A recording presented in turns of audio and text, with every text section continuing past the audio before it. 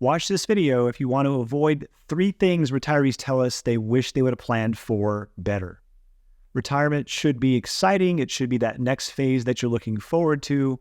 Ultimately, what retirees want to know comes down to just a couple of important questions. How am I doing? Am I okay? And what am I missing? Well, today it's about what you might be missing. I'm going to cover some things that retirees say has been an unwelcome surprise when they stop working. Maybe you can get some ideas and take some proactive action, so this will help you to retire with calmness and clarity. Hey everyone, I'm Nick Davis, founder of Brindle Bay Wealth Management, and I'm here to show you how to retire with calmness and clarity. And if you enjoy this video, please consider subscribing and liking. It helps everybody out. Thank you so much. Now, if you're already retired or you recently retired and you faced any of these 3 things, help us out with some comments today and let us know if these things are accurate, how maybe you overcame some of these things, and possibly you've got some insight that would help. But I know you'd have some insight that would help everybody else because you've been where I haven't been and where other people watching this may have not been to and are getting ready to do, which is enter that next phase within the next few years or several years called retirement. And the first thing is time together. How you spend time together. You see, I remember my grandfather retiring at 61 years old years ago. He was a bricklayer and he'd get up every day at 4 o'clock in the morning. Grandma Betty would wake him up and she would make him breakfast and he would go to work and be gone all day long and come back home every night and everybody was happy. Well, when he stopped working, he had a fishing pole in one hand and a golf club in the other and a smile on his face. And it didn't bother him as much as it did Grandma Betty. She had to make a pretty big adjustment to him being home all the time. And so we have seen 2 types of people. We have people who do really well with this and people who don't do well with this at all and probably should have planned a little bit earlier. You know, there's this thing called gray divorce. And since the 90s, it has doubled. And that's when people over 50 get divorced. And so seeing that that's on the rise, it would be wise to plan on how you're going to spend your time because you've got couple number 1 where they feel like everybody's invading their space and there's a major adjustment that has to happen. And then you have couple number 2 where everything is great. They have no issues whatsoever. In fact, over the past 5 years or so, we've had several families where he retires before she does and, maybe even several years. And then he starts doing that honey-do list and starting to knock off the things that she wanted him to do over the years. And we hear reports of him cooking for her and really feeling really great about supporting her because he felt like he was a little bit off, over-supported and he under-supported her over the years. And so he gets to make up for some time. And so that also happens as well. So this may not be an issue for you. You might just love spending time together and it's not an issue. However, a simple solution can be, if you're the family that may struggle with that, is to actually talk about how you're going to allocate that time together and maybe start to work some of that into your life.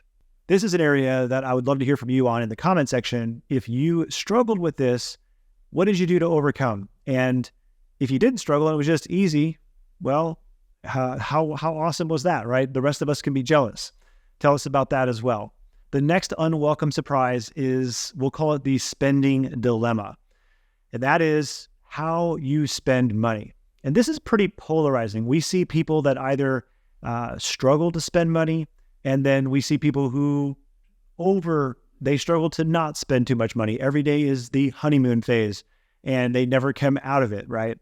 And so recently I told somebody who retired to the villages in Florida, to spend a little bit more every year because they could. And that extra $5,000 per year just caused them to give themselves permission to do that. They knew that they were underspending and they knew that they could afford to spend a little bit more, and they just gave themselves conscious permission to do that. I often hear people say things like, my mom pinched pennies forever and she didn't need to, and I don't want to be that way. So they make a conscious effort to spend the right amount of money to enjoy life.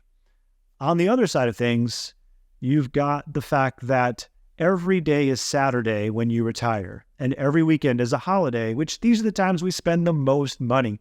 So usually there's a honeymoon phase. People do overspend for a while, and then they kind of sober up, but sometimes they don't.